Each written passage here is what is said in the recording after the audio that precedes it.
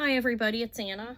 I have in the tray here before you is all the Trifari jewelry I have left that I believe this is all that I have left. It's dating from 1950s, 60s, 70s, 80s, and late 90s. And check out my red gloves. You know I love red. Well, if you know me, you'd know I love red. But anyways, I'm going to give some detailed information on the Trifari jewelry line, briefly. It's Gustavo Trifari, who is the original creator of the company, former of the company. He was born in Naples, Italy in 1883 to a goldsmith family. He did a 4-year apprenticeship with his goldsmith grandfather before moving to New York City, and at the age of 21 in 1904, he worked for Weinberg and Sudson.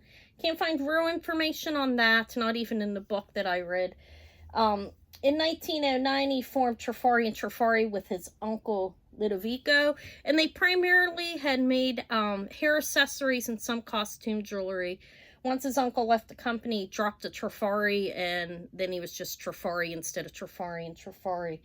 In 1918, he joined with Cressman, and their name had that point, which I didn't see on any of the information. You know, they have these patent, these Hallmark marks online, but TK, a capital T, capital K, in box like letters like that, capital, and that's from 1918 to 1924. I couldn't find any information on that, besides the fact that a lot of, it was saying that jewelry, they don't expect there to be any really left. And that they know of, that anybody has any of the jewelry from that time period, but there was saying that they could be marked, unmarked pieces. Then in 1925, they had Carl Fischel joined the group, and then they formed KTF, was the hallmark there. Sometimes the F is mistaken as an E because the period is over close behind their behind the F. But this jewelry too, as well, there's very little with those markings. As from what I've read and what I've researched, they say pieces may be unmarked, or they might be marked with patent pending, or just PAT for patent. They also may have the setter stone number on it only. But anyways, let me get started from here. I'm going to start showing my jewelry, and I do have jewelry with the other marks on them. The first pair of earrings that I'm going to show here on my fancy red gloves, which I snagged up with my bracelet. No, these are a pair of, these are glass stone, tulip on the top. These are Trifari earrings, and obviously, because that's what I'm showing. The clip on them is a the newest clip that they had used during, they'd started off, they were larger clips. They had tension clips that were larger. These smaller ones were brought into play in the 1950s. These earrings are labeled with Crown Trifari in design patent pending, which I do believe that the design patent pending is referring to the clip. So I've dated these ones. The Crown Trifari with no copyright on it is from 1937 to 1955. It's the dating range of those. And I date these ones to be early to mid 1950s. But they're pretty. These measure like a 2-inch drop, a beautiful red glass stone on those. The next thing I have these are a pair of Rhinestone, white Rhinestone Trifari clip earrings that also has the newer clip on them as well. It's not the larger. The older ones were larger, and the very first one I used was pointed on the end, and then they had a rounder one that was larger that was a tension, like it was a little hard actually. I think it was probably painful on the ears. And then they have these clips, and then they went to Paris after that. But these earrings, these clip earrings are dating, they have a Trifari, Crown Trifari with no copyright number or patent pending on them. They're 1937 to 1955, suggested dating. By reading in the book, I'd learned that they stopped prong setting in the 1950s, which means this piece here has the prong setting markings on it, but they're not pushed down over the rhinestones. These are dating, by my research, I would say that these ones are mid-1950s. They're very beautiful. These are measuring like 3/4 of an inch, and they have marquise, baguette, and round rhinestones, kind of pave on the end. Okay. Next is this is a rhinestone brooch. It's labeled, it has Crown Trifari Hallmark on it with a copyright, which is 1955 to 1969. This one is Rhodium plated. Also has the unpronged rhinestones, but with the prong setting. You know, they would use out materials. They would not, like, you know, they would continue to use the materials that were pronged down. They wouldn't want to toss that out. You know, they'd still use it. So it's not like ornate, really. It's just that, at least that's what I would think. It was just they were using it up. But anyways, this one I dated to the late 1950s to early 1960s. And it's a 1 1/2 inch brooch, and it's beautiful. It's in great shape. It's not faded at all, and it's not missing any pieces. Next, if you haven't heard of Trifarium, which I never have, Trifari had created their own gold coating. It's not gold. It's metal that looks like gold. This was, the late 1940s is when they started to use it. Interesting to me that it's at the end, towards the end of the war.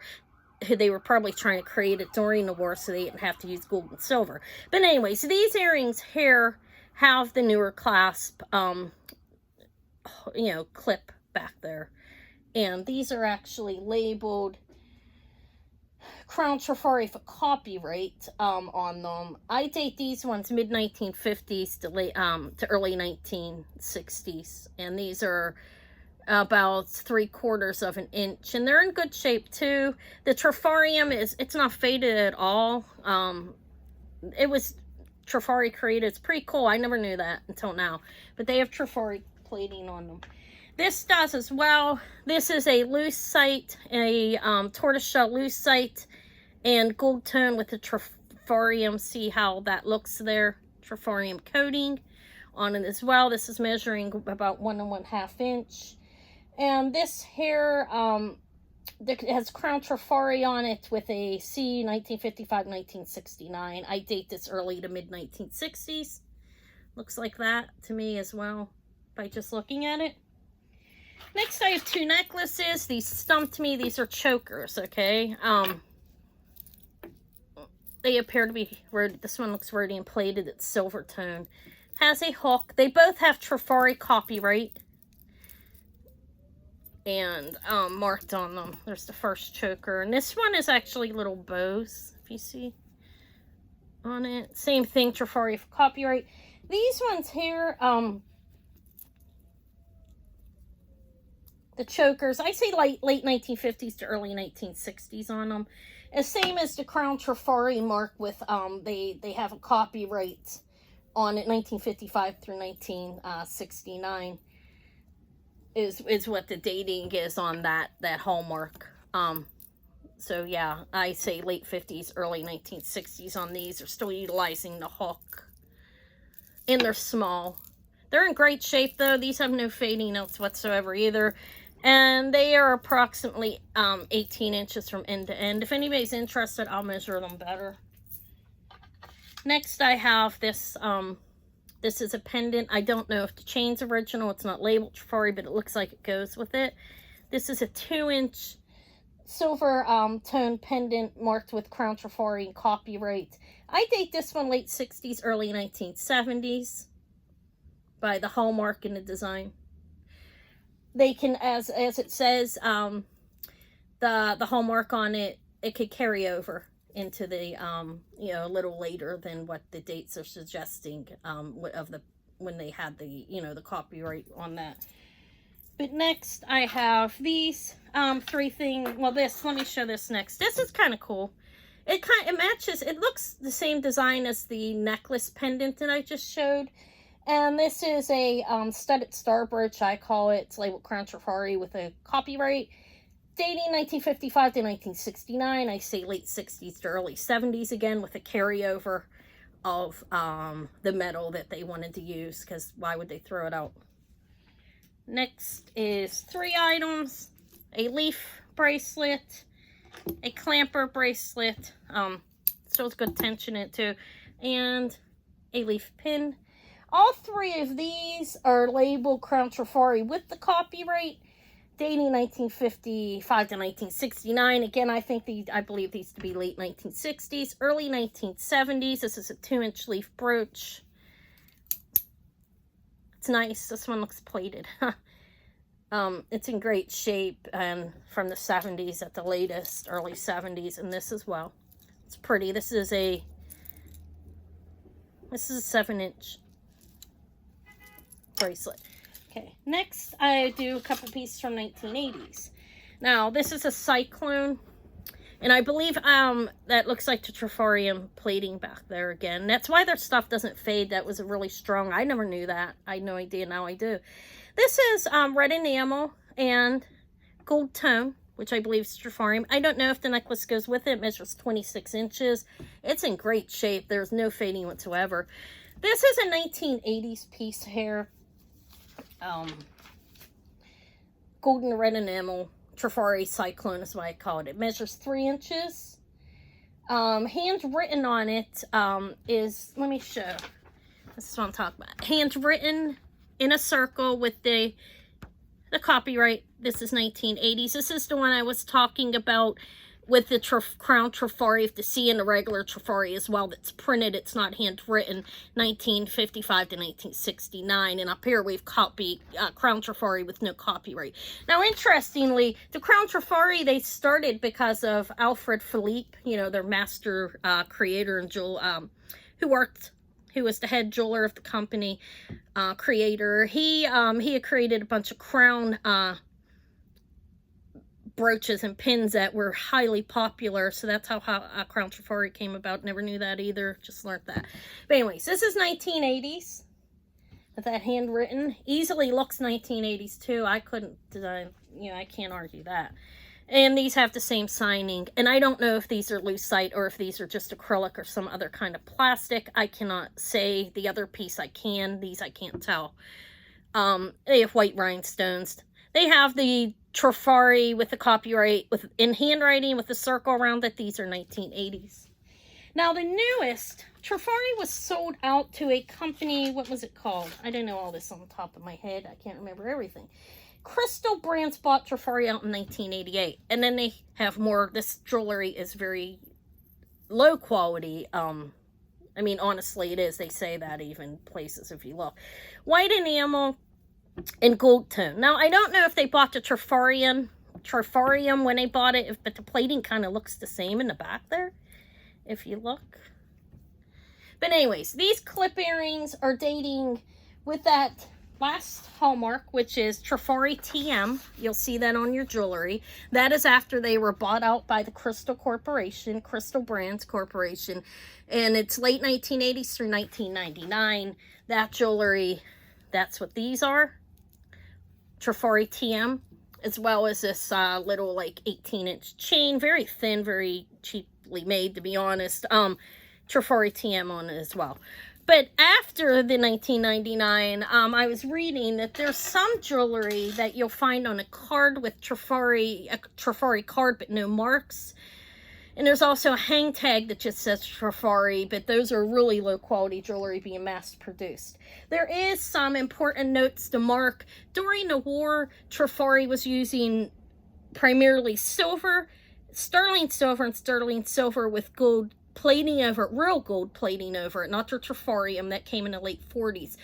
So that jewelry is highly desirable. There are some affiliations, some work they've done with some other jewelers as well that'll bring in, like, I think it's the Ming collection where they have real gemstones in them.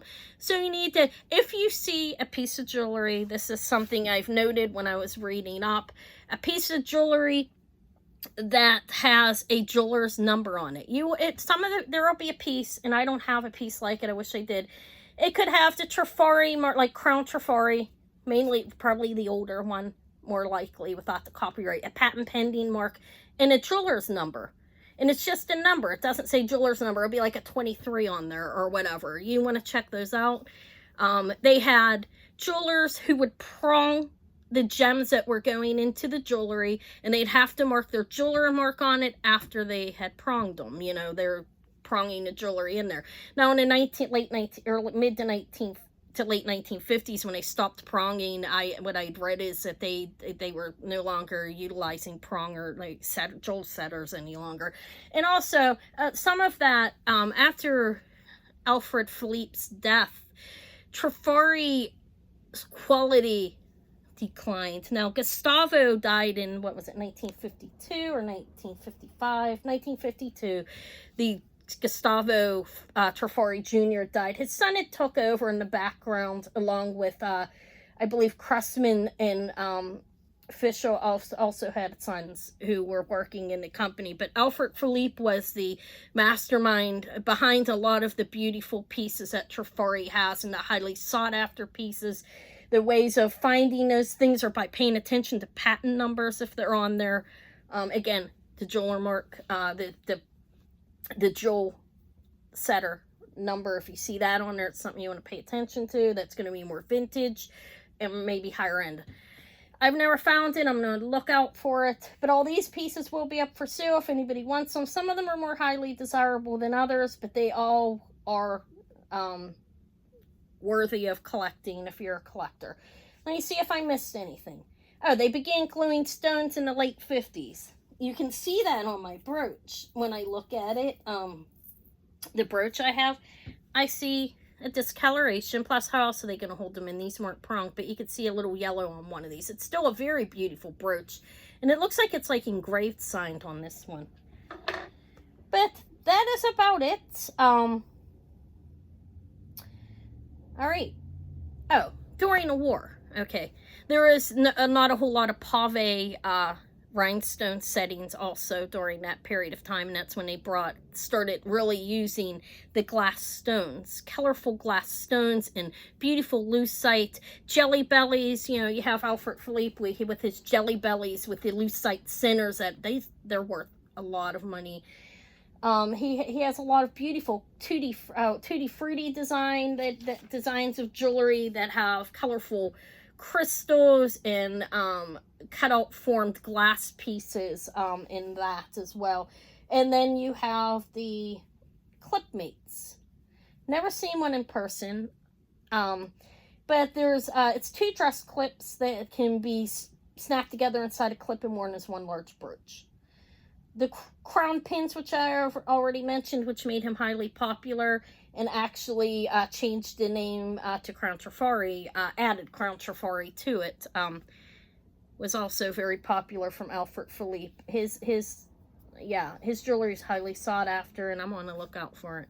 But anyways, I hope you enjoyed my video. I hope it gave you some useful information. Again, if there's anything you want to buy, contact me.